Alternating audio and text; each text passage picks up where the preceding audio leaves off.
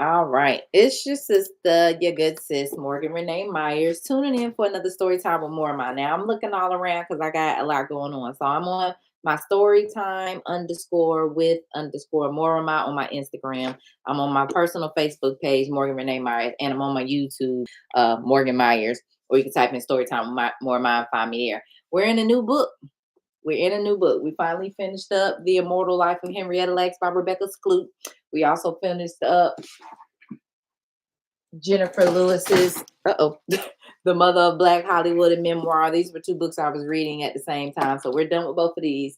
So I just started reading Seven Felonies. I read this book more so in the evenings by Chappelle Dupree. She's a local author out of Greensboro, North Carolina, where I'm from. And now today I'm coming to you with For Freedom's Sake, The Life of Fannie Lou Hamer by, I believe this person is a doctor and or maybe a professor. I was trying to do some research on her before I got on to see if I pronounced her name right. But next video, I'll come back with a little more knowledge on her. Now, with this book, I do not want to take up several months like I have been doing with some of my last reads, but I do also want to slow down and engage with this book because I remember I started reading it on my own personally. I was like, I got to read this online for the people. Um, and it's one of those books that you kind of want to take your time with. And I want, now some people come on here, they just want to hear the book read flat out. Pay me.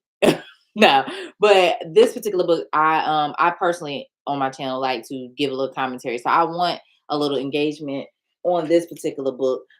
Most times I ignore people in the comments just so that I can read straight through. But this is one of the ones I kind of want to study along with you guys. So that'll be how my format of my page go. There'll be certain books where I'll talk more in between, or and then there'll be some books that I just kind of read straight through. So again, I can't focus on all the cameras at the same time. So I'm gonna just try to read, and don't worry about me not looking at any particular camera indirect. Just read along for the story. So if you don't know anything about Fannie Lou Hamer, I'm not even gonna give you a intake, an intro. We're gonna learn about her together, okay? So this is called For Freedom's Sake, The Life of Fannie Lou Hamer by Chana Kai Lee. This is the sister that wrote the book, A Black Woman. That is one of my themes on my channels, to read books by Black authors. The last book was written by Rebecca Skloot, a white woman writing about a Black woman's life, Henrietta Lacks. So she got a pass. All right, let's get into it. In loving memory of Althea Martin and Maltius Alexander. So I do sometimes like to read a little bit of everything: the contents, the preface, the intro, acknowledgments. I'm going to skip her acknowledgments. I'm going to read her preface, but just the content so we kind of get an understanding of what she might be delving into. So we got her preface acknowledgments: Chapter 1, Delta Daughter; Chapter 2, Black Woman Leader; Chapter 3, Winona; Chapter 4, Local Need and Electoral Politics; Chapter 5, The National Stage; Chapter 6, Returning Home; Chapter 7, The Mississippi Freedom Labor Union; Chapter 8, Poverty, Politics, and the Freedom Farm; and Chapter 9, Last Days. And then she has a conclusion, of movement and a life, and then she has notes in her bibliography. So let's hop into this read. I'm really excited. So the preface to For Freedom's Sake, The Life of Fannie Lou Hamer. Shout out to my good brother, Born King of Soul Society, that let me borrow this book and never got it back. We about to get into it. Maybe he can get it back after this. Preface. Biographies of the poor make generous offerings. They teach us just as much about the empowered as they do about the dispossessed and disenfranchised. Life histories of the privileged are rarely as kind.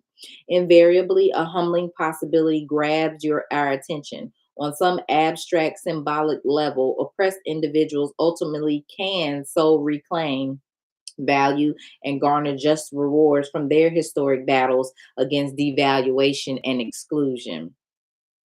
After all, it is what they have done and said during the fight that warrants our writing about them. In this sense and others, the meaning and consequences of a poor person's life stretch far beyond the scope of that life and far beyond the limits that others had set for it. It makes sense then that a poor woman's story, a poor Black Southern woman's story, could speak so thoroughly to a central theme of American history: the fight for political and economic freedom. This is such a story. It is one account of the life and times of the civil rights activist Fannie Lou Hamer. It is at once the story of a major social protest movement and of a remarkably dedicated Black woman from the Mississippi Delta, the last of 20 children born into a sharecropping family. My God, 20 children and one woman. Ooh, God bless her womb and her uterus. The last of 20 children born into a sharecropping family, Hamer drew strength and inspiration from poverty and racism and went on to become one of the most respected leaders of her day. Early influences on Hamer's character were everlasting. A bold and attentive mother shaped Hamer's understanding of race, class, work, and sex in the South. Through her mother's words and actions, Hamer came to appreciate the individual power that flowed from clever, self affirming responses to injustice. Psychologically, she had to, for vulnerability was an onerous reality for Black girls and women in the Jim Crow South. Unquestionably, Hamer's identity was also shaped by sexualized racial violence, her grandmother's rape, which Hamer learned of as a girl, and the involuntary sterilization and sexual molestation that Hamer experienced as an adult. Hold on one moment, y'all. Let me check that. Okay. These experiences took up meaningful space in her inner life. The agony and anger were constant. In addition, beginning as early as age 6, Hamer led a hard, uncertain existence as an exploited sharecropper. For much of her life, deprivation defined her material existence. The summer of 1962 marked her formal entry into the civil rights movement. And so I'll be taking notes as well because, like I said, I started reading this before, but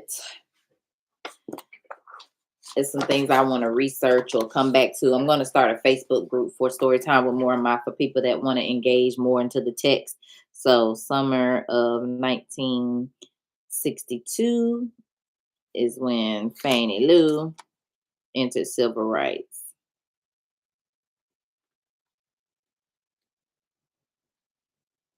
And then I'll put the page number so I can come back and note what I'm talking about. Okay, so the summer of 1962 marks her formal entry into the civil rights movement. Arrests, bombings, and job dismissals followed, but Hamer continued working as a field secretary with the Student Nonviolent Coordinating Committee, or SNCC, throughout the early 60s. She conducted door to door canvassing and taught citizenship classes throughout the rural South. As a dynamic speaker and moving singer, Hamer also contributed significantly to the organization's fundraising.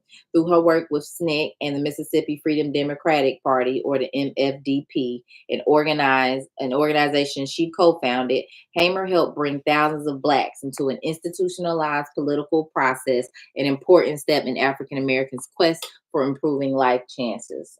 Okay, so the MFDP. Some of the stuff I never heard of. I heard of SNCC before. Um, Among her many contributions, Hamer is remembered most for the stand she made at the 1964 Democratic National Convention in New Jersey. There, Hamer led an MFDP challenge to unseat the all white Mississippi delegation. The highlight of the convention came when Hamer delivered a passionate account of the 1963 police beating in Winona, Mississippi, that left her partially blind. It was at this point that Hamer rose to national prominence. So she had to get her trauma out to be recognized.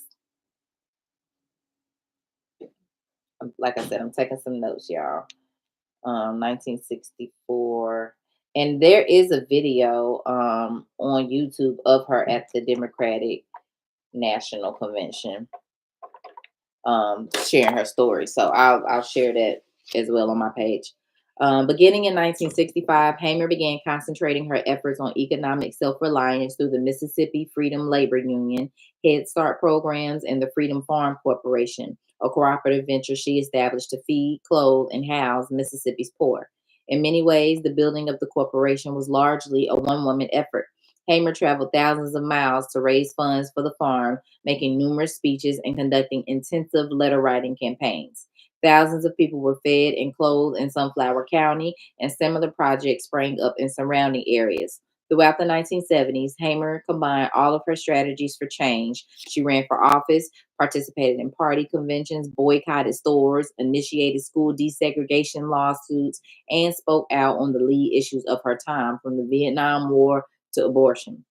Accounting for her actions and reactions, both political and personal, demands recognition of the shifting social context for Hamer's life.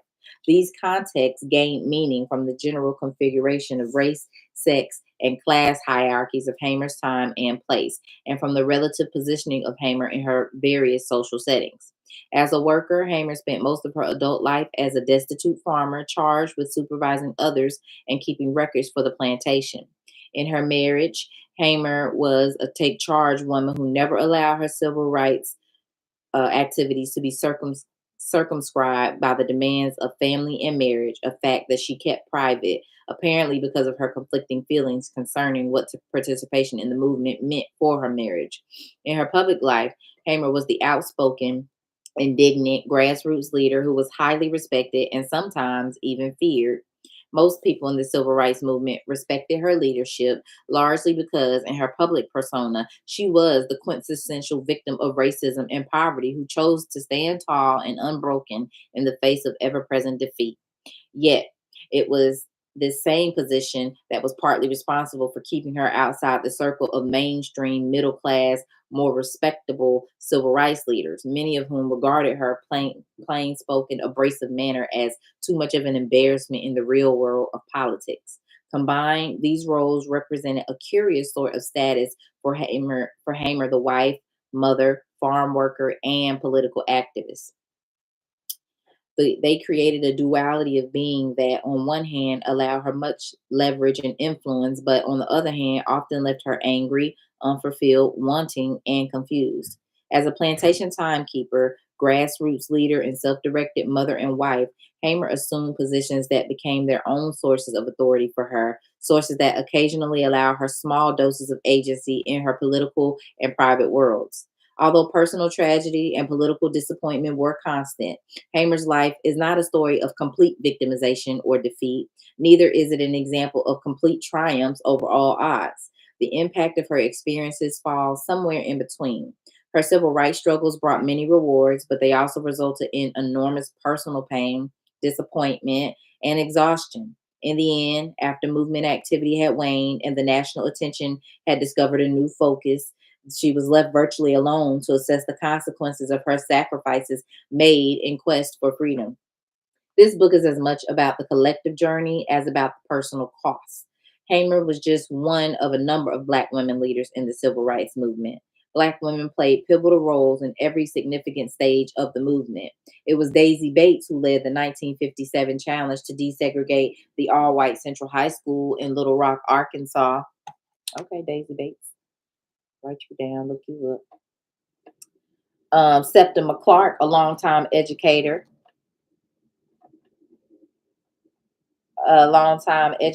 engineered the first citizenship schools, which encouraged and trained local leaders throughout the South.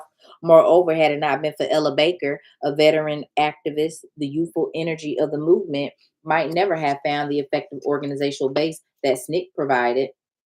Black women afforded the civil rights movement a style of leadership that contributed greatly to its success. And it was the destitute sharecropper Fannie Lou Hamer who rose up and gave this style of leadership its broadest appeal. Though through her leadership, Fannie Lou Hamer represented a necessary left-wing tendency within civil rights movement. She functioned as both symbol and worker. She was truly one of those well-respected individuals in the movement who walked others through rough times by mere example and by actual hands-on help. To many, she was one of those mamas in the movement. According to Charles Sherrod, a SNCC member, the mamas were usually the militant women in the community, outspoken, understanding, and willing to catch hell, having already caught their share. This study is an effort to document the life experience of one of those women, a woman whose share of hell was undeniably convincing testament to the power of the human spirit. Well, all right, let's get into this read. That was the preface. Hold on. Sorry, live stream. Let me move this keyboard. Okay, Ella Baker and SNCC. All right, I'm excited to get into this woman's life. Y'all just so let's pause. That was a lot to grasp. So we know she's the youngest of 20 children to a sharecropping family. They're going to get into, her life story, so I won't get into it. But just the fact that this woman during the 60s is speaking out about injustice in the heart of Mississippi. And as they stated, something about because she was poorer or lower class, her fight maybe wasn't necessarily on the level of how we hear about the Rosa Parks or the Martin Luther King or whatever. Although she was tied up in all of that, her story may not have gone as far because she wasn't middle class black, you know? So she had this Southern drawl, she had this broken English, she has this, you know. So I think that's, let me see if I can find that part, because that part really stuck out to me.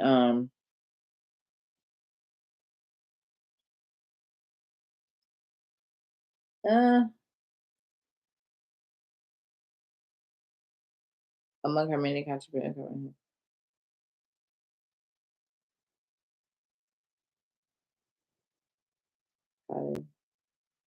Okay, most people in the civil rights movement respected her leadership largely because, okay, most people in the civil rights movement respected her leadership largely because in her public persona, she was the quintessential victim of racism and poverty who chose to stand tall and unbroken in the face of ever-present defeat.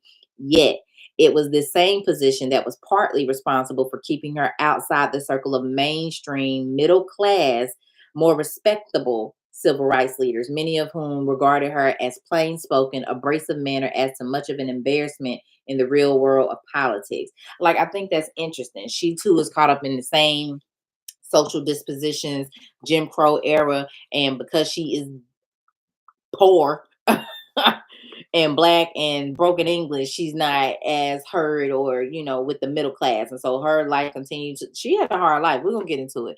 Just joining. How far into the book are you? Not far at all, sis. I was just reading the preface. Thank you for joining. And I do want this book to be more interactive and engagement. Most of my reads, I ignore y'all comments and just try to read through the book. But this is one I want to stop. I want to study. I want to take notes. So if that's not your vibe, don't tune into these lives for this book.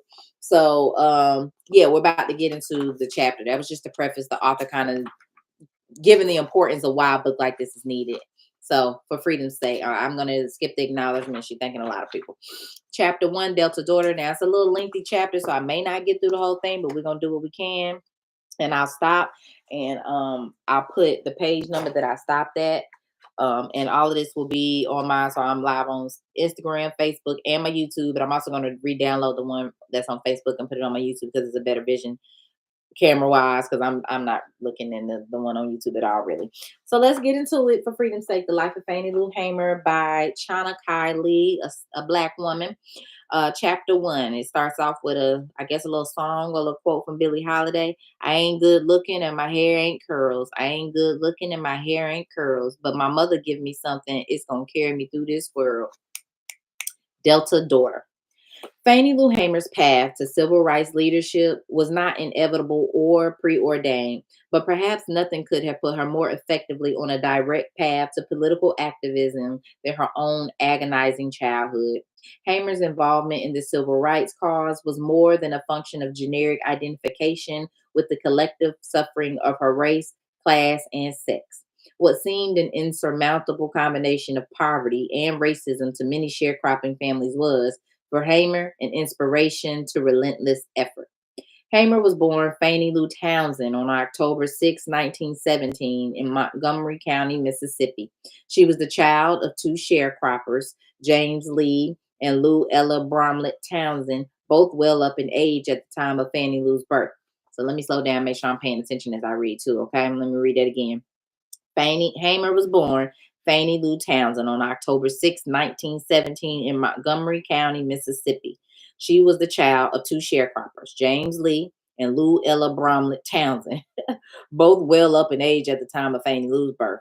The Townsend family already included 14 boys and 5 girls. In addition to sharecropping all their lives, James Lee and Louetta had other responsibilities. According to Hamer, her father.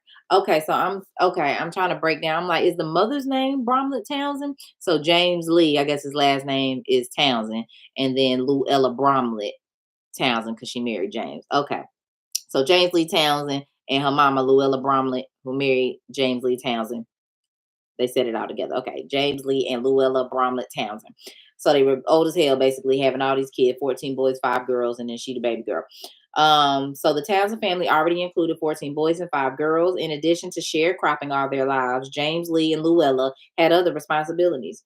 According to Hamer, her father worked as a Baptist preacher. Get this, y'all, and bootlegger in the community, while her mother, like most black women sharecroppers, also labored in white homes as a domestic servant. How he a preacher and a bootlegger? That is funny to me. Don't bootlegger mean like a wino or somebody that sell liquor? If I'm not mistaken. I think later on they say he had like a whole liquor store. We're gonna see. Um, Both Luella and Jane Townsend were natives of Mississippi, as were her parents and his father. Jane Lee's mother was born in South Carolina. The Townsends married on September 4th, 1891, in Choctaw County, Mississippi, and sometime between 1891 and 1910, they moved to Montgomery County, where they stayed for a time with James's brother Ben Townsend. Subsequently, while thousands of Black families made the Great Migration out of the rural South, settling first in southern urban areas and ending up in the Northeast and Midwest, the Townsends relocated to nearby Sunflower County, 60 miles of Montgomery, on E.W. Brandon's Ruleville plantation. Fannie Lou was 2 years old at the time. In her autobiographical accounts, Hamer frequently depicted her parents as self sacrificing and resourceful. Her recollections accented the full extent of her parents' efforts to provide for the Townsend family. In the case of her father, Hamer seemed to see no contradiction in being both a man of the cloth and of the spirits. She never spoke directly about his bootlegging in a critical way. It was indeed almost a source of pride. James Lee was simply doing what needed to be done to help the family to survive, and after his death, Hamer took over the bootlegging operation for a brief time. In this regard, Hamer's thinking and living, like that of her parents, were guided by a moral economy that blended a Christian worldview with Southern realism. Okay, let's pause because this is saying a lot. Don't we know people be peopling? So no matter how religious you are and how into the church and into God, we know some of these, I'll just say for lack of a better religion to attack at the moment, Christians. We know how that the Bible and this and that and the Holy Spirit and going to church, and but we know some of them that be out here having the most sex, most premarital sex, most drinkers, most all the sins, gluttons, cheating, idolatry, but love the Lord and go to church every Sunday. So I like that. Like this moral compass between, oh, what's good and right and what's really real, what's really good. And do the spirits not make us feel a little more free and elated? I ain't gonna hold you. Sometimes I feel a little closer to God or a little closer to the demonic side, depending on what type of season I'm in, when I'm drinking, how much I'm drinking. I just be feeling, I'm more carefree, less, more relaxed, more less uptight than I am in a real world when I'm faced with real racism, real bullshit on a continuous basis. That look at make you. So her daddy was he knew the word and he liked a little drink or a lot. All right. So Hamer took over the bootlegging operation for a brief time. In this regard, Hamer's thinking and living, like that of her parents, were guided by moral economy that blended a Christian worldview with Southern realism. One did what was needed to do in order to survive within the limits of one's own value system. Okay. For the Townsends and other sharecroppers in predominantly Black Sunflower County, hard work, poverty, exploitation, and violence were stark realities. Sharecropping, a postbellum system designed to replace slavery as a cheap source of labor, was the lowest rung on the ladder of farm tenancy. Sharecroppers worked in the assigned section of plantation land. The landlord provided tenants with housing, food, seed, fertilizer, and farm equipment from the plantation owner's company store, usually at outrageously high interest rates, and took half or more of the crop. So basically, you had folk enslaved. They became unenslaved, and then these same folk had to come to your plantations or stay on your plantations, work, pay high interest rates, and get half their money and crop taken on shit that you owed them because they shouldn't have been there in the first place. So they tilled this land, worked this land, and didn't have to get paid for it and was treated terribly. And now that they're not, it's technically illegal to have them. You can still basically enslave them and treat them as okay. Got it. Located in the heart of that cotton-rich, fertile flatland between the Yazoo and the Mississippi rivers, commonly referred to as the Delta, Sunflower County was the home of the ruralest of the ruralest and poorest of the poorest, in Fannie Lou Hamer's words. Such a characterization captures the harshness of life for the Townsends and their neighbors during the 1920s and 1930s. Workers' wages averaged anywhere from $1.25 to $3 a day. Hamer recalled times when her mother worked for as little as 25 and 30 cents a day. Many Black families during this period subsisted on as little as $300 a year, struggling against widespread disease, poor or non existent education, inadequate medical care, and malnutrition. Political disenfranchisement of African Americans and the social indignities of Jim Crow made matters even more hopeless for Afro Mississippians. Children experienced such conditions in immediate ways. Hamer recalled that her childhood was worse than hard. Although the Townsends made 50 to 60 and sometimes as many as 70 bales of cotton per year, they still had difficulty surviving, a fact they were constantly reminded of during meals. Dinner often consisted of unseasoned greens and flour gravy. At other times, the family had only bread and onions. According to Hamer, it was horrible. There was never enough food to satisfy her hunger. Sometimes that food was little more than maybe some cornmeal and an onion cut up with some salt on it. In her memories, which were probably nearly as painful as the actual experiences, Hamer was always careful to juxtapose deprivation against what she perceived to be elements of privilege in her own very limited environment. In her autobiography, Hamer told of recurrent dreams of relieving hunger with a piece of cornbread or the Townsend's family's special Christmas treat, oranges and apples. Adequate clothing was hard to come by as well. Hamer, who claimed that she was a big girl before she received her first pair of shoes, remember that Mama tried to keep our feet warm by wrapping them in rags and tying them with string. Mm. At the age of 6, Fannie Lou joined her brothers and sisters on the plantation, chopping cotton 12 to 14 hours each day from the proverbial can see to can't see. Her lifelong work in the cotton fields began when a conniving plantation owner encouraged her to try her hand at cotton picking, an experience that was probably her first direct encounter with the unjust order of the American South. Hamer told this particular story often, emphasizing the deceptive landowner's gesture as a trick, an example of fate and treachery. One day, while Fannie Lou was playing by a gravel road near her family's house, a patched tin roof wooden shack, the plantation owner drove up and asked if she could pick cotton. The youngest Townsend child responded honestly by saying she did not know. The owner suggested, in a most optimistic and encouraging tone, that she could. He then piqued her interest by offering the child a reward of sardines, a quarter pound of cheese, some Cracker Jack, and a gingerbread cookie called a Daddy Wide Legs, all in exchange for picking 30 pounds of cotton in a week. With this promise in mind and the ever present hunger pains in her stomach, Fannie Lou rushed out onto the field and told her mother and father about her conversation with the landowner. Her parents did not discourage her. Instead, they told her that she would have to pick her own cotton for the goodies promised by the owner. They would not give her the 30 pounds they had worked hard for. With the eagerness of a naive 6-year-old, Fannie Lee strapped on a cloth flour sack and began filling it with cotton as fast as she could. At the end of the week, she had given her best effort and successfully completed the task by picking 30 pounds. Fannie Lou was taken to the store and given each item the landowner had promised. With hunger so often on her mind, she enjoyed the treat so much that she later recalled never stopping to think that now she would be expected to work every day. By the end of the second week, she had graduated from a larger croaker or grass sack and doubled her efforts by collecting 60 pounds of Mississippi's precious fiber. But this time there were no rewards. There was not even comparable pay for comparable work performed, if there was such a thing under sharecropping. 7 years later, at the age of 13, the teenage Fannie Lou found herself picking as much as 200 to 400 pounds of cotton a day, for which she could receive only $1. Yeah, we're gonna get pissed off reading this book, y'all. I'm sure they talk about wages was only $1.25, $3 a day back then. We know that ain't nothing now, but I can only imagine what it was back then. Probably was even less. 400 pounds of cotton for $1. Ooh, child.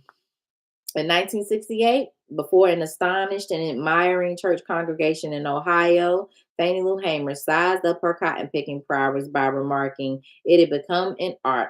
Like some of her peers, Hamer developed a love hate relationship with the crop. Even though it came to symbolize her suffering, her individual yield was also a source of pride. It was not until she became an adult that Fannie Lou realized that she had been exploited. In a 1965 interview, she recalled of her initiation into field work. So I picked the 30 pounds of cotton that week, but I found out what actually happened was he was trapping me into beginning the work I was to keep doing, and I never did get out his debt again. Hamer's experience was elements of tragedy, of superhuman strength and stamina, and of childhood and racial vulnerability occasioned by deprivation and longing. In her account, Hamer made little reference to less dramatic, more practical issues that might help explain why she entered the field so early, such as her family's need for additional labor. Nonetheless, this story has become a central feature of the Fannie Lou Hamer lore. It provides evidence that her childhood experiences and memories were central to her later political commitments. Hard work was becoming a constant in young Fannie Lou Townsend's life as she picked 200 to 300 pounds per day alongside family members. They all labored incessantly in the burning sun as the wealthy landowner watched from his porch in comfort. In recalling the increased work demanded during land clearing time, Hamer often described cutting stalks like men. Just before beginning her stint as a field worker, Fannie Lou had a frightening bout with polio, which left her with a limp that plagued her for the rest of her life. A limp that did not, however, keep her from the fields. Physically challenged or not, Fannie Lou kept returning to the fields, tagging along with her parents and siblings, dragging behind her a cloth bag nearly as large as she was. For the Townsend family, life was not always a cycle of work and starvation. When there was recreation or rest time, the family usually spent it roasting peanuts and laughing at their father's jokes to the point of pain. When bedtime rolled around, the family crawled into beds that rattled like flaps of paper because they were made of dry grass and corn shucks. Because of the long, hard hours that Fannie Lou Townsend spent in the field, she generally attended school after the harvest was completed, which meant that her schooling in a one room shack on the plantation lasted only 4 months out of the year. December through March. The black school year was 3 months shorter than the average school year for whites. Such inequalities were to persist for decades in Mississippi, another factor in the emergence of Fannie Lou Hamer as a political activist. Because the Townsend children never had adequate clothing or shoes, the inclement weather that typically occurred during these months became yet another obstacle to receive a decent education. As if seasonal labor and bad weather were not enough, schools for young black Mississippians were segregated and woefully underfunded. The black educational experience was a cruel joke. During Fannie Lou's during Fannie Lou's school age years, approximately 1924 to 1930, so 6 years, school expenditure per black child averaged a little less than 20% of that for each white child in the state. Depending on the size of a county's black population, sometimes disbursements for black students were as low as 3% of white expenditures. This was the case in DeSoto County. These statistics are even more appalling when we consider the fact that these same black children constituted well over 50% of the state's school age population, because we having more babies than them, I'm sure. What is more, a deluge of racist propaganda in school textbooks dampened the black educational experience. As a third grader, Fannie Lou had more than one encounter with the Sambo type character, Epim Epaminondas, a little black boy whose stupidity. Hold on, let me write that down. I had highlighted that so I could look him up because I don't think I had heard of the Sambo character named that. Okay, so Fannie Lou had more than one encounter with the Sambo type character, Epaminondas, a little black boy whose stupidity transcended the boundaries of human imagination and brought constant shame and danger to the adult members of his family, particularly his mother and grandmother. When Fannie Lou did attend school, it was often a rewarding experience. One of her favorite teachers, Thornton Lane, made it so. Lane was a black man noted for such comical idiosyncrasies as putting his shoes on the wrong feet whenever the heels worn down, so as to, as he put it, let the heels straighten out. For the most part, Fannie Lou loved school, and it showed in her performance. She gradually developed a reputation as a skilled speller, winning a number of spelling bees. She also drew much praise from the adults in her community for her ability to recite poetry. In this regard, she heeded her mother's words of wisdom. Learn to read because when you read, you know, and you can help yourself and others. However, economic pressures forced Fannie Lou to leave school for good at the age of 12. Later, she joined the Strangers Home Baptist Church, where she continued developing her reading skills through Bible study, a road to literacy taken by a great many slaves and ex-slaves.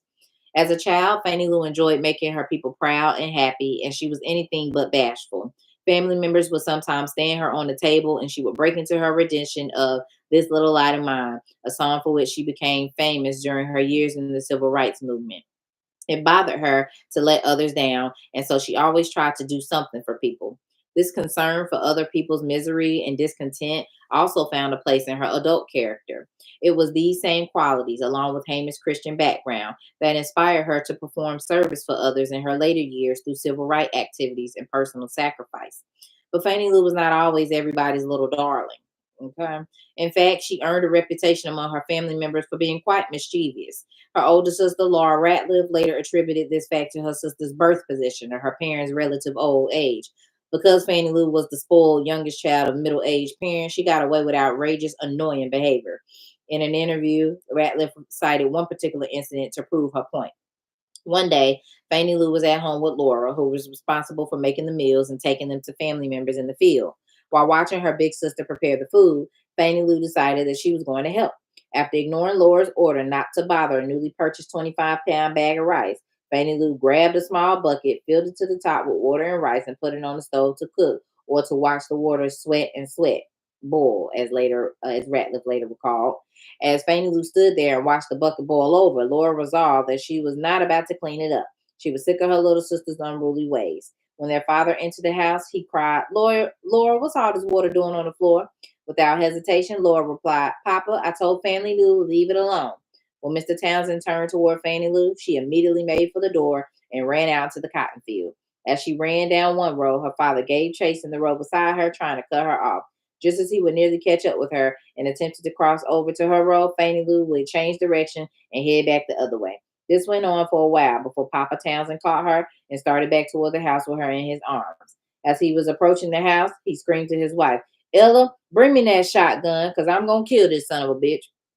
Luella immediately intervened and demanded that her husband not touch her youngest child.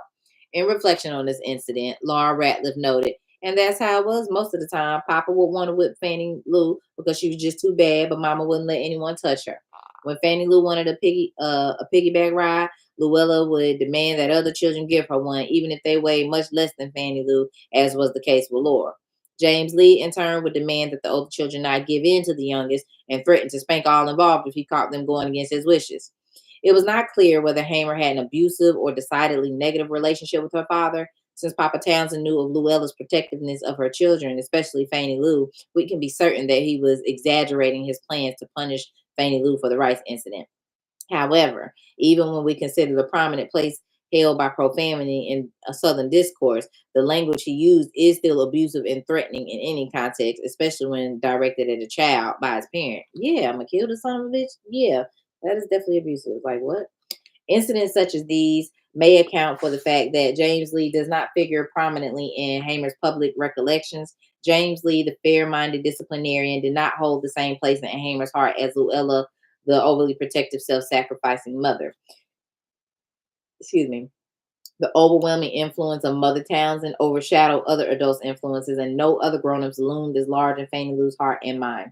In addition, the profound impact of Luella's slow, tragic death only magnified her influence in Hamer's memory. Hamer left us few memories of her father and many of her mother. Yeah, her daddy was abusive. She probably just didn't want to out him and talk bad about him, or when people get boundaries or understand who people are, just do away with him in her mind. Why bring him up if he a non-factor? Her mother was enough, and that's probably what she ran with. Fannie Lou was born to a woman of legendary courage and astounding resourcefulness. What Luella Townsend lacked in material necessities, she compensated for with strength and character and ingenuity. Luella was young Fannie's main inspiration. She nurtured her daughter with determination and faith, and her affirming influence provided her child a special weapon in the battle against self hatred and shame. While Hamer underwent extensive formal training during her days in the civil rights movement, her development as a leader began some 40 years earlier as she picked cotton in the fields of Sunflower County under the watchful eye of her mother. Like her own children, Luella Townsend grew up in a dehumanizing social environment. She was born of slave parents from Mississippi. Her mother, Liza Bromlett, spoke often about the horrors of slavery, and the Townsend children listened closely when Luella passed these remembrances down. Fannie Lou remembered names and other details about Liza Bromley's life, but she had little appreciation for the significance of such experiences until she grew older. Hamer recalled of her grandmother, she was a slave, and she used to tell us how she was first a Gober and then a Bromley. I didn't know what to make of that as a child. Luella was born into a huge family that included 23 children. Golly. So 20 of Luella's siblings were the offspring of violence, the products of rape. Luella, wow, that's deep. That's deep. Let's sit there for a second. We're talking about Fannie Lou Hamer's mother. Her mother, Luella, was born into a huge family that included 23 children. 20 of Luella's siblings were the offspring of violence, the products of rape. Luella was one of the only three children in the family whose father was not a white man who had forced himself on Liza Bromley. Reputedly, the father of the three was a black man with whom Liza had a consensual relationship. Mm, mm, mm. According to Laura Ratliff, their grandmother spoke often to the girls about how the white folks would do her and explaining how they sure done grandma bad. Laura recalled that this man would keep her as long as he wanted to, and then he would trade her off for a little heifer calf.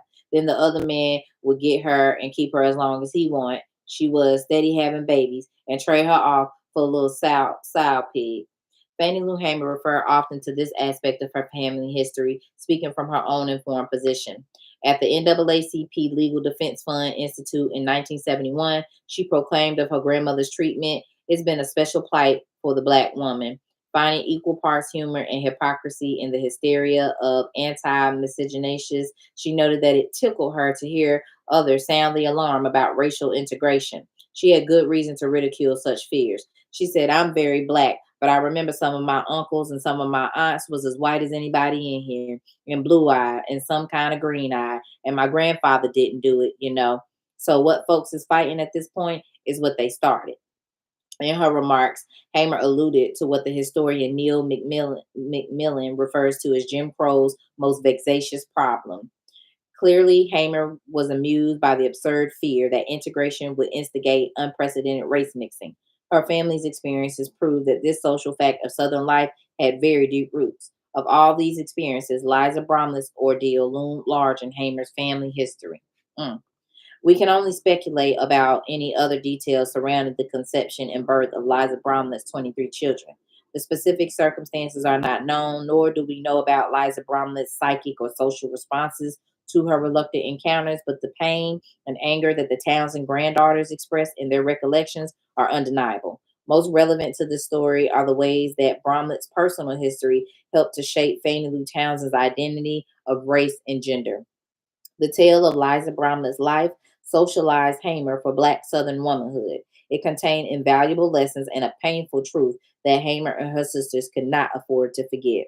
A Black woman's body was never hers alone, and there were often times when she had little say so over her own reproductive destiny. The consequences of somebody else's crime were hers to bear alone and in shame. More often than not, there was no recourse for violated women forced into sexual encounters, and certainly no punishment for the perpetrators. Violence and vulnerability filled Black female lives with terror. How frightening this must have been for a young child to learn. Some adults could not protect themselves or their children from other adults simply because they were not equal in status by custom or by law. So not only are you being treated this way, but the law ain't protecting you. There's no recourse. This is traumatizing, and this is why trauma is passed down through our DNA, and why some of us are not really in our right mind. We're feeling all of this from our ancestors. This woman, this woman's grandmother had 23 children, 20 of which were not consensual. Imagine that. You created like 20 times over. How was this woman even a slave? She was working through all these pregnancies? Because what in the world? Whew. Much of what Fannie Lou Townsend learned to appreciate about her mother had to do with Luella's very painful and confusing personal experiences. As Hamer came to have similar experiences in her own adult life, identification with her mother's person and individual history probably intensified. Fannie Lou Townsend was deeply inspired not only by Luella's sad past, but by the efforts her mother made to ensure that the Townsend family could survive physically and spiritually. Luella Townsend was indeed the quintessential outraged mother, moved by anger and determined to make a way out of no way, if only for her children's sake. Through her life, Hamer was deeply impressed with her mother, whom she often referred to as a strong woman. In addition to being a very attentive mother, Luella Townsend worked when and wherever she could find employment outside the home. Most often, this work included picking cotton, killing hogs, and cleaning the homes and clothes of white land owning families after putting in exhausting hours in the fields. Fannie Lou often accompanied her mother on her rounds as a domestic worker, and she would watch her mother intently as Mama Townsend scrubbed clothes so hard that the scrub board would blister her already worn hands. As Luella Townsend worked, she sang to Fannie Lou, sometimes making her youngest daughter feel sad and lonely. Learning how to survive required ingenuity and resourcefulness, which Mrs. Townsend had in abundance. For instance, one way the Townsends earned a living when the cotton crops did not yield enough money was by scrapping cotton. They would walk sometimes 20 miles a day in sub freezing weather to each plantation in the area, asking the landowners for their leftover cotton plants and getting the landowners' approval. Mrs. Townsend would direct her family to scrap the cotton or pick the plant until it was clean. With feet wrapped in rags and frozen real hard because they could not afford shoes, the Townsend family would work through as much as 25 to 30 acres a day until they had scrapped a full 500-pound bale of cotton. They would then haul their bale to the gin where they would sell it and get some cash for food. Along with scrapping cotton, Miss Townsend would go from house to house offering to kill hogs. In exchange for her labor, Mrs. Townsend was able to bring home a portion of the animal's remains, most often the intestines, feet, or head. Mrs. Townsend would try her hardest to supplement her family's diet by making their garden yield as much as possible. I seen my mother go out in the garden and she would get tops off greens, she would get the tops off white potatoes, she would get the tops off of beets and all this kind of stuff. And she would cook it, Heyman once recalled. Although this wasn't much, it augmented their regular meals of greens and flour gravy, enabling the Townsends to at least survive. Luella Townsend was known not only as a diligent worker, but also as a fighter in every sense of the word. She never let anyone harm her children. She would even strike back at whites who attempted to abuse them. One day, when the boss man on the plantation hit her youngest son in the face, Townsend responded by warning him not to do it again. Amused by the warnings of this lowly woman sharecropper, he burst out in laughter and Proceeded to swing her around. She responded in like measure by holding his arm while they wrestled to the ground. In spite of the danger involved, she had apparently gotten her point across, for after this duel, this man never again bothered the Townsend children. However, this incident prompted community members to wonder about Mrs. Townsend's seemingly foolhardy ways. Many black people were afraid for her. Some concluded that Luella was just crazy because she didn't have sense enough to be afraid of white folks, while many others reasoned that she was just too busy to be afraid. Similar statements will be expressed about her youngest daughter as she stepped up to engage in political struggle on behalf of the have nots of her world. Even before she reached adulthood, Fannie Lou had begun imitating some of her mother's courageous ways, and she demonstrated the same kind of boldness towards her playmates and peers. One day, when 7-year-old Fannie Lou was outside playing with a young white girl, the girl's brother approached and demanded that this dirty nigger not play with his sister. Without hesitation, Fannie Lou balled up her fist and punched the boy in the mouth. Yet, even Fannie Lou wondered about her mother as she watched her go to the fields every day. She noticed that her mother would leave with a pan on her head and a bucket in each hand. One bucket would always be covered. One day, out of curiosity, Fannie Lou took a peek in it and in the covered bucket, only to find that her mother had a 9 millimeter Luger stowed away. As Hamer later described Luella, she was a deeply religious person, but she didn't allow anybody to mess with her children. Even as a young girl, Fannie Lou knew that there was just cause for her mother's peculiar ways. One day, a white man riding his big black horse named Charlie approached Mrs. Townsend in the field and announced his intentions of taking her young niece, Pauline, back home with him, but he was going to give her a good whipping first. Looking back on that moment with a sense of pride, Hamer recalled, my mother just stood there, popped her cork, and said, you don't have no black children, and you're not going to beat no black children. If you step down off that horse, I'll go to hell and back with you before hell can scorch a feather.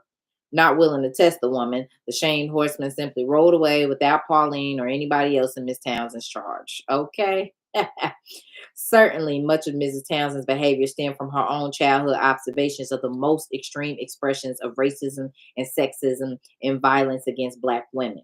The painful knowledge of her own mother's being passed around from one white man to the next certainly impressed upon her the need to protect herself and her family from attack using the most effective and innovative means at her disposal. One can read Hamer's recollections of her mother, for example, her observation that her mother didn't allow anybody to mess with her children, as part reality and part wish or desire. Clearly, the issue of power was of paramount importance in Fannie Lou Hamer's life. She needed to feel and believe in her mother's strength and ability to exert control, especially in a setting where personal power or the perception of it was the only real clout or privilege that Black sharecroppers had. This was probably especially true for sharecroppers' children, who were even more powerless than their parents. Mrs. Townsend played a special role in helping Fannie Lou feel good about being Black. She encouraged Fannie Lou to be decent and to respect herself as well as other Black people, especially whenever her youngest daughter expressed a desire to be white. By the time she was 10, Fannie Lou had concluded that whites were the people who appeared to suffer least in society, and they also seemed to have everything that she did not. And for this reason, she wanted to be white. For the youngest Townsend, there was a direct link between race and access to resources. Just as whites seemed to have everything, Blacks had little of anything, despite their hard labor. Fannie Lou noticed that the people that wasn't working, which was the white folks, they had food and they had clothes and everything. She had difficulty locating the fairness in this reality. After all, she worked every day, hard work, and never did have food. As both protest and plea for perspective, she asked her mother why I wasn't white so that we could have some food. Luella admonished her youngest to never speak that way again. Don't feel like that. We're not bad because we're Black people. Luella Townsend reinforced her wisdom soon afterward by making Fannie Lou the first and only child in the community to own a Black doll. Upon giving her the gift, she advised Fannie Lou that she might not understand the importance of the gesture at her young age, but that someday it would have meaning for her. Whether Fannie Lou understood immediately was immaterial. She needed to begin practicing and living self respect as soon as possible in her life. I want you to respect yourself as a Black child, and as you get older, you respect yourself as a Black woman. Luella Townsend counseled her, adding, if you respect yourself enough, other people will have to respect you. By Hamer's own account, Luella Townsend certainly was a woman who believed deeply that Black was beautiful and not a shade less than beautiful. For Luella, passing along these lessons to little Fannie Lou constituted an act of survival and resistance, an activity charismatic of Black mothering since African women were brought to America. Soon after receiving her mother's advice, Hamer began reflecting on some of her community and family experiences. As if she had stumbled upon an important revelation regarding racial inequality, she began realizing it wasn't because this cat, the white man, was the best. It was because of the kind of crook that he was. The white man was such a crook. In spite of her family's poverty, Luella Townsend tried hard to keep her children decently clothed, even at the expense of appearing less so herself. One of Fannie Lou's last childhood memories of her mother was seeing Luella Townsend wear clothes that would have so many patches on them they had been done over and over and over again. In this remembrance, as well as in others regarding her parents, Hamer emphasized self sacrifice and self effacement, along with self respect and self love in racial terms. In addition to the value of self respect and self sacrifice, Fannie Lou's mother also taught her the futility of hatred, a lesson reinforced through the Christian church. During the civil rights movement, Hamer drew on one particular lesson whenever called upon to explain her position on Black separatism or her reaction toward the violent ways of white supremacists. Ain't no such a thing that I can hate and hope to see God's face. This and other Christian beliefs were reinforced by her father, a deeply religious man who was also the town's bootlegger, liquor store runner. Um, This and other Christian beliefs were reinforced by her father, a deeply religious man, and by her mother, who faithfully dropped to her knees every night and prayed that God would let her live to see the Townsend children reach adulthood. One of the few fears that Luella had was the possibility of having to leave her children to be cared for by others. Although Hamer does not mention it in recollections of her mother, it seems reasonable to suggest that Luella Townsend was also fearful of simply losing another child. Census records for 1900 reveal that the Townsends had four children by that year, but that Luella Townsend had given birth to 6 by the age of 24, two of whom died. While many children during this period may have lost far more than two children, excuse me, while many women during this period may have lost far more than two children, losing even one had a lasting impact. Another way, Mrs. Townsend. So let me pause right there. So the reason why I choose some of the books that I read for freedom's sake about Fannie Lou Hamer, The Immortal Life of Henrietta Lacks, talking about how this woman sells. Her story, being married to her cousin, having 4 5 kids, having syphilis, HPV, having this cancer that ran rampant. She ended up dying because she couldn't basically use the bathroom, and all that toxicity backed up from not being able to release. And then they keeping her cells and using it in science. Her family not getting money. All of these stories that I bring up is not to rehash trauma, but to get to the understanding of why we as Black people are in the state that we are in today. And also so that we cannot forget the 60s is not too far gone. We're in 2024, 1960. My mother was born in the 60s. She's 57. So within the last 50, 60, 70, 80, 100 years, we're still just coming up out of enslavement, sharecropping, Jim Crow era. Now we have more rights and freedom. And that's why I think it's important to do some of these reads, because now I feel like some of us has lost our damn minds. We got all this freedom, and look at where we put some of our focus and energy and the things we're focused on and doing with our body. Like, it's so much history and it's so much wrongdoings. This is why a lot of us don't like to go to the doctor, myself included. I haven't been in quite a while. I don't trust them. I had an experience with some doctors that I didn't care for. There's some things, there's some deep stuff I gotta get into that I have not, that I've been putting off. Some things I gotta figure out. What was this surgery when I was younger? Who were my doctors? What was given to me? What vaccines, what medicine I'm needing to know. And it's just like, man, the system has had a time with us and Black people and Black people's body, but now it's also the time period that we are rising up. A lot of us are, even though it's a lot of foolishness going on, a lot of us are knowing a lot more about ourselves or getting more information. So it takes people like me, and whoever else is in alignment with the type of time that I'm on, to just lead by example, to learn as we grow, to educate one another, have these conversations, um, study, know ourselves, and do better in progressing as a people. Okay, because there's so much out there that impacts us. We have to be willing to still nurture ourselves. So let me get into it. We got a few more pages wrapping this chapter up. Um, Wait, I don't even know where. Let's Okay. So she had these kids. Even having one, losing one child has lasting impact. Even the fact that I want to get into doulaship and helping mothers with giving birth, like that's another whole nother topic. Having children in the hospital. There were times when we weren't even allowed in the hospital due to segregation.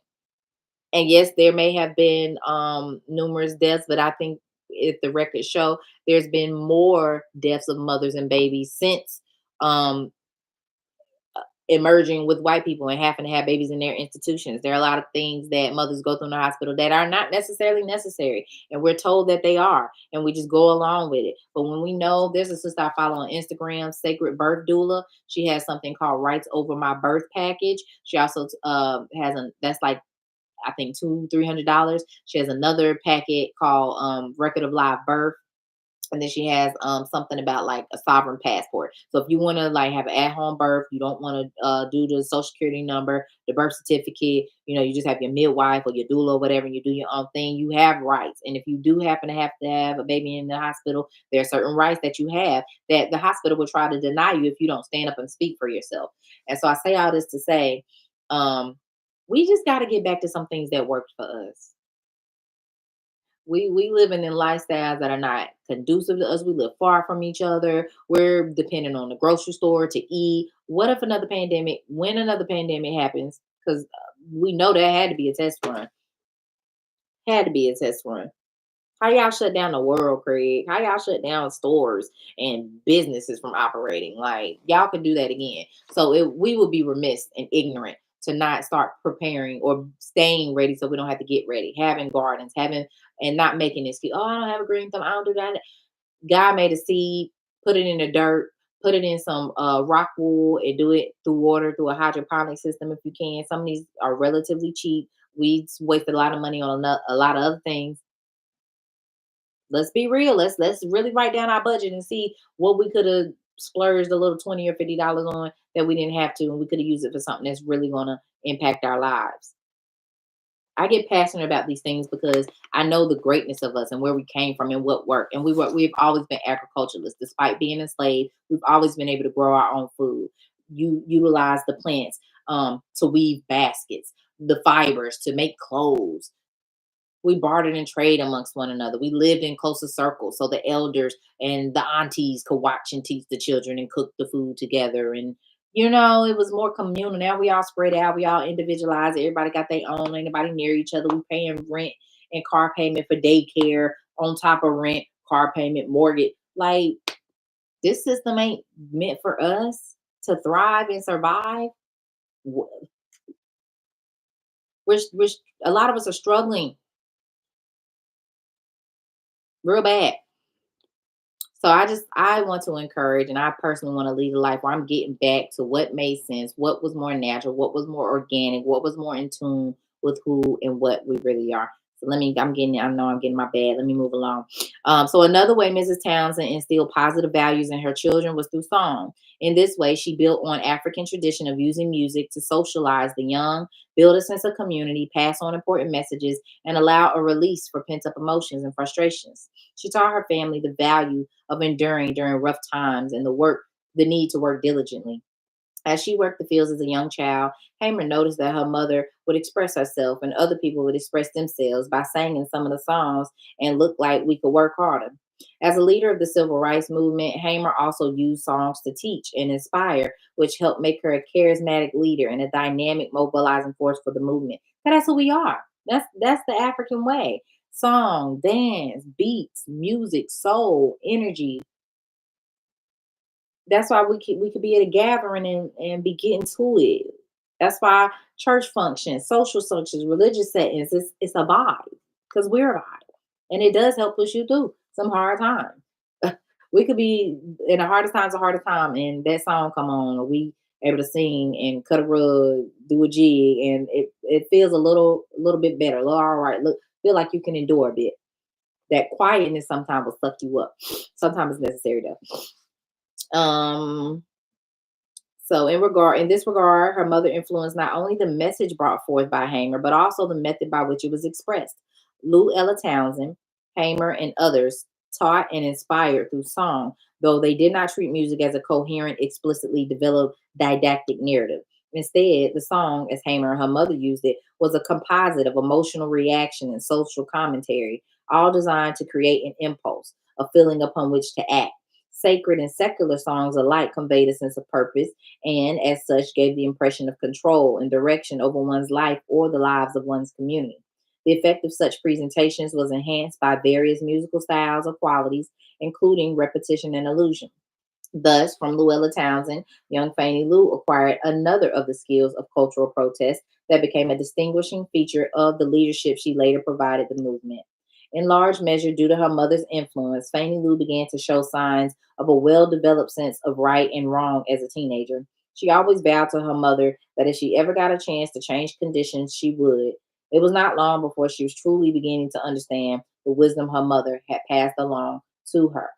In the company of her peers and family members, she questioned their everyday lives, much as she had come to question the vast differences between blacks and whites in the rural South. As she approached adolescence, she challenged others to share her outrage. Now, what you think? She confronted them. Black people work so hard, and we ain't got nothing to show for it. The white folks don't do nothing, and they be driving their cars and wearing their fine clothes and eating them some fancy ribs and grits. With a measure of indignation that soon became her signature as an adult, she declared, "You know one thing? That ain't hardly right." Early in her life, Fannie Lou became aware of how the inequities in the system led to a host of personal tragedies for her mother and family. Whenever she was later interviewed about her childhood years, Hamer always recalled the one tragedy that never left her memory: the murder of the family's farm animals by a white man, terribly unsettled by the mere thought that some black people were making too much progress. This was an especially disheartening event because it occurred when the Townsends were almost Getting ahead. Sometimes between 1928 and 1929, James Lee Townsend and his family momentarily broke the cycle of perpetual indebtedness and cleared enough to purchase their own wagons, cultivators, plows, and even livestock. Three mules, Ella, Bird, and Henry, and two cows, Mullen and Della. In fact, conditions had improved so rapidly that the head of the household even bought a car, made arrangements to rent some land, and started making improvements on the family home. For most family farming families, sharecropping was not a static condition. Along with indebtedness, geographic and economic mobility were also characteristic features of sharecropping in the South. The average sharecropper moved more frequently from plantation to plantation, from owner to owner, and from one rung of the agricultural ladder to another. In this regard, the Townsend family was typical of most tenant families. Evidence of the Townsend's upward mobility was no secret to the members of the community, including its white members. Mm. Late one evening, a white man sneaked up to their animal trough and poured into the stock feed a gallon of poison known as Paris green, a bright green insecticide containing arsenic. The Townsends were staying away that night in temporary housing because they had not yet completed repairs to their permanent residence. When the family members arrived at the scene, they found one mule already dead and the other two mules and cows with swollen stomachs and no chance for survival. Soon after, remaining animals died. The poisoning dashed any hopes the family had of achieving self sufficiency. Enraged, James Lee Townsend turned to thoughts of immediate retribution. I would be willing to just join hands with any man that would do anything that dirty and just shoot it out with him, he said. The tragedy was especially painful for 12-year-old Fannie Lou. One of her favorite cows, Della, was among the animals killed. Della was a favorite, in part because the Townsend children loved to quench their thirst and hunger by taking turns sucking milk from her teats. Life became increasingly difficult after this tragedy. As Hamer recalled, after that white man killed off our mules, my parents never did get a chance to get up again. Soon after, the family went back to sharecropping, or halving, as they sometimes called it. Fannie Lou had to drop out of school at the end of sixth grade and began full time, year round field work to help her family survive. In spite of the tragedy, according to Hamer, the Townsends mended their spirits and continued on, but all was not forgotten in her heart. She remembered, I watched them, her aging parents, suffer, and I got angry. Like her experience with the deceptive landowner who lured her into picking cotton at age 6, the poisoning incident became a staple in Hamer's public recollections. She told the story over and over, framing it in the same terms she used in characterizing her entire life. Hardship and persecution met endurance and resolve. In emphasis and interpretation, Hamer seemed to be offering justification or rationale for her activism. By noting that she watched and got angry, Hamer conveyed the sense that her life moved inevitably toward participation in the civil rights movement. Even before the Townsend family tragedy, young Fannie Lou was moved by another incident that demonstrated the dangers faced by sharecroppers who sought to improve their condition by taking what they deemed rightfully theirs. When Fannie Lou was 8 years old, another incident of violence and injustice unfolded in the nearby Delta town of Drew, one that ended far more tragically than the poisoning. Drew was the home of Joe Pulliam, a sharecropper who was killed in a dispute involving outstanding remuneration for work he performed for a plantation owner. One day, the landowner offered Joe $150 to recruit some families to work on his plantation. Pulliam agreed, took the money, and decided instead to use it to fix up his house and acquire whatever else he needed since the owner had never paid him for his previous work. As Joe saw it, the money was not for work yet to be completed, but for work already performed in the field. After it became apparent that Joe had no intention of bringing back families or returning the money, the white plantation owner, accompanied by another white man, tracked down Joe in his home and shot him in his upper torso. Not seriously injured, William ducked away, got his Winchester rifle, and fired back, killing the landowner in the exchange. Meanwhile, the other white man outrun the word of God, as Hamer put it, back into town and rounded up a group of his friends to avenge the landowner's death. Anticipating that a lynch mob had assembled to track him down, William had already started on his getaway to nearby Powers Bayou, where he hid in a hollow tree. Upon being discovered and fired upon, Joe Pulliam engaged his pursuers in a wild and deadly shootout. The battle ended only after the mob set an overpowering gasoline fire that forced Pulliam to crawl from his makeshift bunker. Pulliam collapsed, but before he died, he single handedly killed 13 and wounded 26 of his pursuers, according to Hamer. You go. In Overkill, typical of Southern racial violence, mob participants tied Williams' heels to the back of a car and dragged him through town for all the black community to see. Disgusting. In Overkill, typical of Southern racial violence. Like you can't just shoot a nigga. You can't just hang them. You gotta shoot them, burn them, and then drag them through town so everybody can see and be afraid and not mess with the white man. But y'all can let a man work and not pay him, and then when he used said money to try to fix up his lifestyle because he already poor, probably got holes and patches in the house, probably cold come in, rain, leak. Y'all don't care about these people living conditions, but y'all will treat these people any kind of way and then expect the white man to be so respected. And this is why I think I have the prejudices that I have, because the history with white people has been so disgusting. It has been so heinous. It's been so inhumane. Like, who do you think you are? Like, you know who we really are, which is why y'all treat us as if we're not that. Let me get through this. In overkill typical of Southern racial violence, Mar participants tied Williams' heels to the back of a car and dragged him through town for all the black community to see. Upon reaching their final destination, they cut off his ear and played what do they call this? Relics keeping. Why you gotta keep a piece of us? Oh, cut off his ear and placed in a jar of alcohol to showcase in a store window in Drew. Afterward, as Hamer recalled, Mississippi was a quiet place for a long time. The impact of such events on Hamer's developing political awareness was profound. All of those things, when they would happen, would make me sick in the pit of my stomach. And year after year, every time something happened, would make me more and more and more aware of what would have to happen in the state of Mississippi. These experiences were typical manifestations of the brutally violent racism that shaped rural Black life. Such violent, inhumane acts often occurred without provocation and were aimed at upholding the existing racial and economic order. They tore at the social fabric of the American countryside and made peaceful living an elusive reality for more than 20 million of its citizens. Sadistic landowners and their lesser accomplices constantly inflicted undue hardships on Black people, leaving them no recourse but to struggle and suffer. Neither of the major tenant farming organizations, including the Sharecroppers Union and the Southern Tenant Farmers Union, ever established a real presence in Mississippi, largely because of such violence. And needless to say, Blacks found no redress through formal political participation. This would have to wait. In 1939, James Lee Townsend was overcome by a stroke and his general health began to deteriorate rapidly. He died soon afterward. One of Hamer's biographers, Susan Kleen, wrote notes that this was a time of travail for young Fannie Lou Townsend. This was also the period during which Luella had a severe accident as she was clearing land for cultivation, a process known as deadening, all for a measly $1.25 a day. A piece of wood flew into her eye.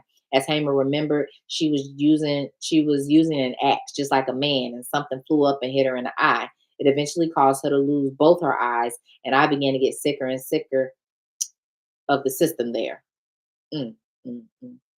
The death of her father is one of many mysteries in Hamer's recollections of her early life. In her self constructions, Hamer makes no reference to how this affected her life, economically or emotionally. Probably with her father's death and her mother's injury, the family faced an even greater struggle to survive.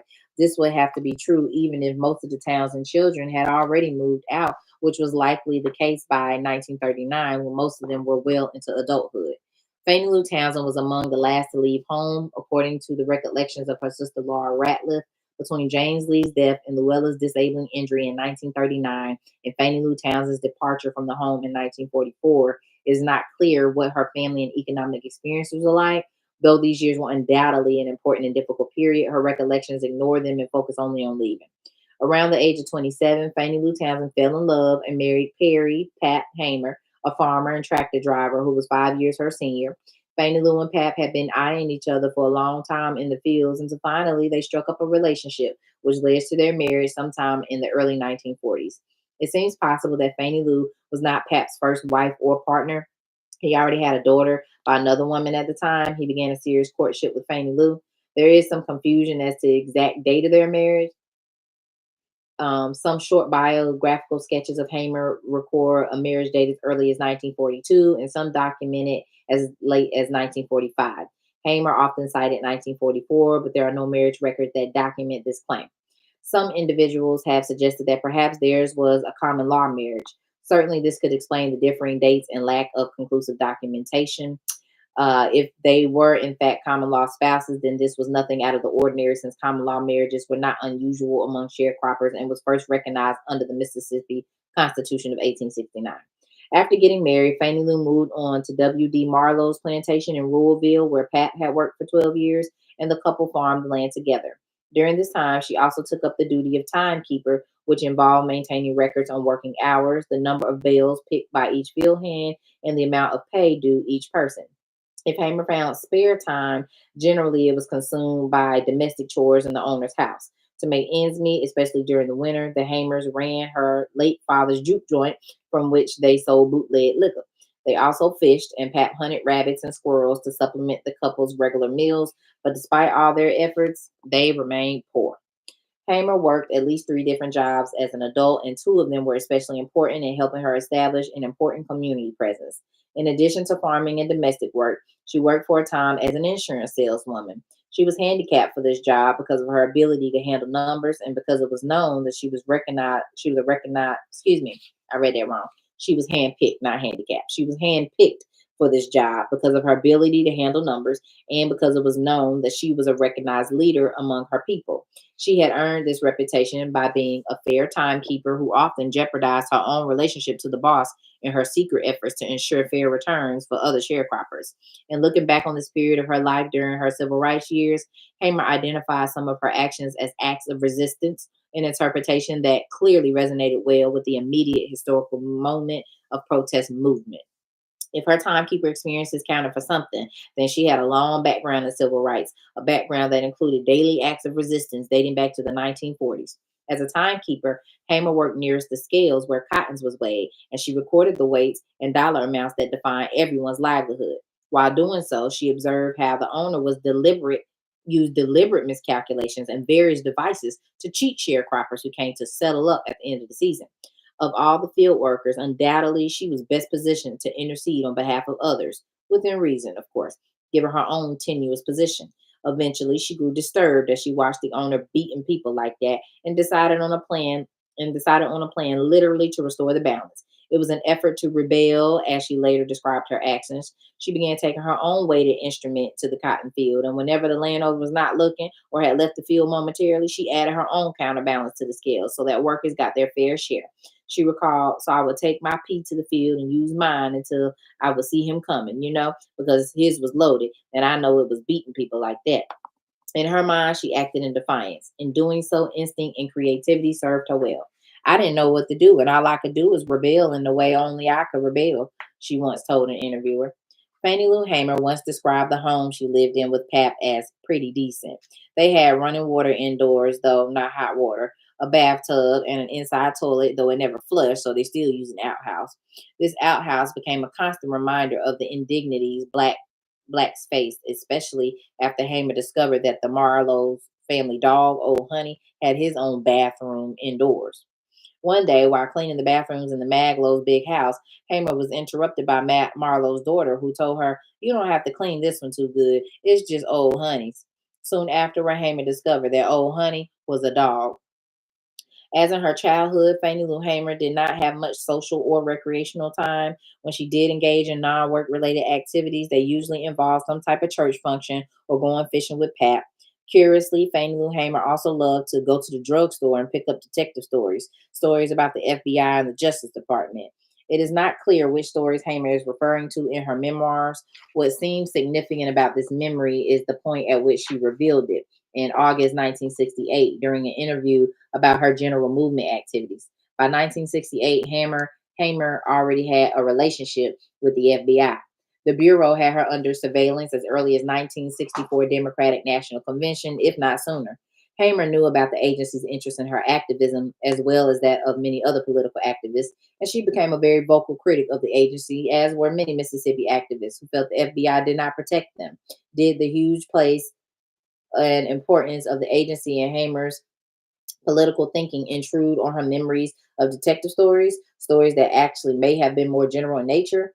Remembering stories specifically about the FBI may be a case of Hamer's reading back a history to herself. The coincidence of her interest in the FBI some years before her life of activism stands out against other rather uneventful memories from the first 2 decades of her married life. Her fondness for reading is not an issue here, since throughout her personal papers there are notes in her handwriting concerning books she read during her movement years. These were mostly history books used by teachers during the 1964 Mississippi Freedom Summer Project. Let me look that up because I remember that. Mississippi Freedom Summer Project, such as the Lerone Bennett Jr.'s Before the Mayflower. Write that down too. Lerone Bennett Jr. Before the Mayflower.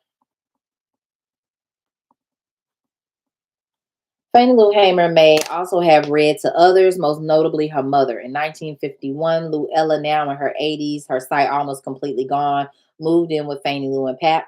The couple continued to care for her until 1961 when Luella Townsend, completely blind, died at about the age of 90.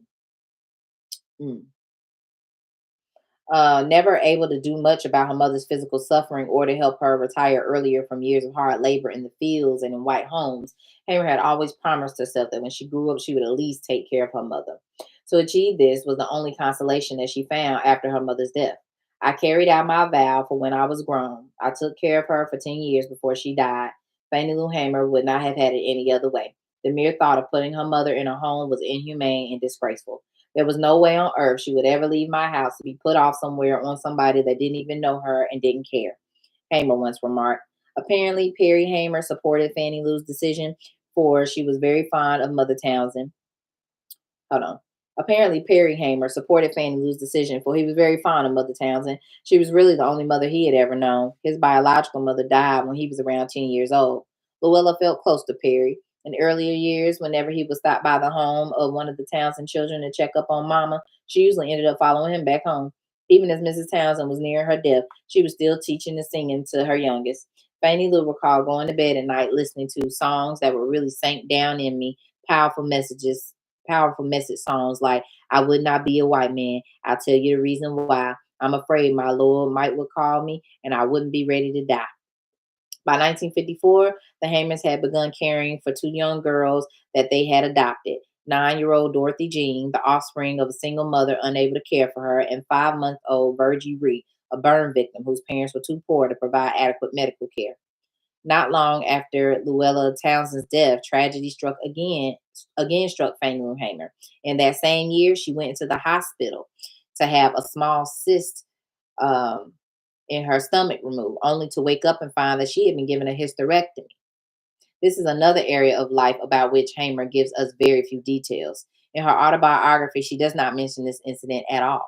Whenever Hamer discussed the event, it was in the context of her public statements against the sterilization of poor women in the South during the 1960s. Motherhood and fertility may have been difficult topics in general for Hamer. Questions remain about her reproductive history prior to 1961. Was she ever pregnant? Did the Hamers attempt to have children between 1944 and 1961? In movement circles, right? Because it said that in 1954 they began caring for two girls. So yeah, what happened before then that they even adopted? Could she not have kids? What was up? Was she ever pregnant? Did they attempt to have children? In movement circles, rumors abound that Hamer had miscarried once or twice during her earlier years. One Hamer biographer, Kay Mills, asserts that Hamer had two pregnancies that ended in stillbirths. Perhaps Hamer used her rarely told experience of sterilization to turn attention, hers and ours, away from her earlier attempts to make a family. Maybe Pap experienced sterility himself before her own tragic experience. This is another case of silence in Hamer's recollections. For a woman who used so well the numerous tragedies in her life to give meaning to her political activities, this kind of silence invariably attracts attention. Hamer's involuntary sterilization was not common in the Mississippi Delta nor across the nation. A little less than 50 years before Hamer's sterilization, a number of states began passing eugenic or sterilization laws aimed at those who were deemed criminals and degenerates. Under these laws, sterilizations reached all-time highs in the 1930s, when as many as 25,000 were performed. In the mid-50s, numerous statutes were introduced that targeted welfare recipients and were based on the premise that the state needed to step in to do something to curtail the activities of those who allegedly saw parenthood as a money-making venture in the form of increased welfare benefits.